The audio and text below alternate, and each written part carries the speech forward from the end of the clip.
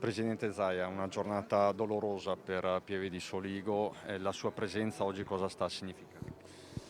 La vicinanza alla famiglia, ai familiari, a Marco Andrea, ai figli, ai fratelli, alle nuore e insomma a tutti coloro che l'hanno voluto bene. Non si può perdere la vita in questa maniera. Adriano Armelin è stato trucidato, torturato, è morto a causa delle gravi percosse che ha preso. Tutti noi abbiamo sperato nelle prime ore che si potesse salvare, però l'epilogo è stato assolutamente negativo. Ci si interroga sul senso della vita e anche sul senso della vita di alcune persone che commettono questi fatti, perché comunque c'è da dire che non ci sono spiegazioni per quello che è accaduto. Io spero che quantomeno non servirà a far tornare in vita Adriano Armelin, il signor Armelin, ma quantomeno si pensi in questo paese a pene esemplari, quantomeno siano un deterrente per quanto possibile.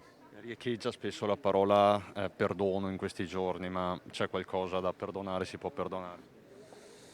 Guardi, la parola che riecheggia, però è pur vero che è difficile perdonare chi commette un atto del genere, va a trucidare, a percuotere e a massacrare in questa maniera una persona. Io penso che oggi noi dobbiamo sperare che i magistrati facciano il loro dovere e assicurino per tutta la vita la giustizia a questo signore, Lei Presidente, che si buttino via le chiavi, questa è l'unica soluzione.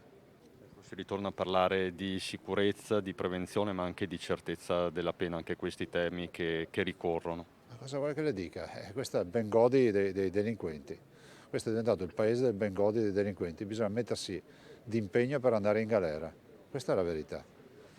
Io non do colpe a magistrati o chi altro. Io penso una cosa, che il Parlamento deve fare leggi molto più severe, perché rientra nelle competenze del Parlamento, e se ci sono leggi molto più severe, probabilmente più di qualcuno verrà assicurato la giustizia, persone che oggi magari non lo sono.